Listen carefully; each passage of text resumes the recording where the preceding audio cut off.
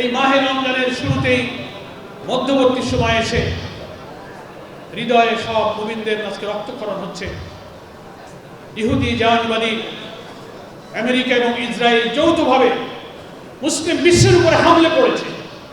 সারা মুসলিম বিশ্বে যুদ্ধের আগুন তারা জ্বালিয়ে দিয়েছে।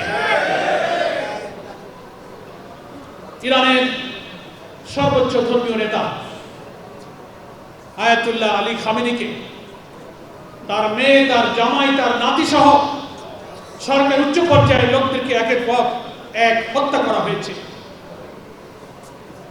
ইতিপূর্বে কিছুদিন ধরে ইরানের সর্বোচ্চ নেতা, সরকারি সেনাবাহিনীর বড় বড় নেতা কর্মকর্তাদেরকে হত্যা করা হয়েছে, হামলা করা হয়েছে। ফিলিস্তিনের মুক্তির সংগ্রামী স্বাধীনতার যোদ্ধাদের উপরে হামলা করে একের পর এক তাদের সেনাপতিদেরকে হত্যা করা হয়েছে। আমরা আজকে একটা অনুষ্ঠানে ইসলামের প্রবেশ দ্বার বলে ঐতিহ্যমণ্ডিত চট্টগ্রাম থেকে জায়নবাদী, ইহুদিবাদী, ইসরায়েল এবং মার্কিন সাম্রাজ্যবাদের নিষ্ঠুরভাবে মুসলিম উম্মার উপরে আঘাতের তীব্র নিন্দা করছে।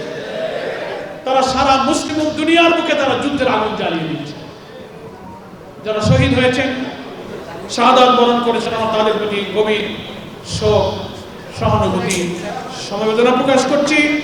মহান আল্লাহ তাআলার কাছে তাদের শাহাদাত মঞ্জুর করে জান্নাতের উচ্চ মাকাম কামনা করছি। আমরা সরকারকে মুসলিম উম্মার পক্ষে যথাযথ ভূমিকা নিতে বলবো।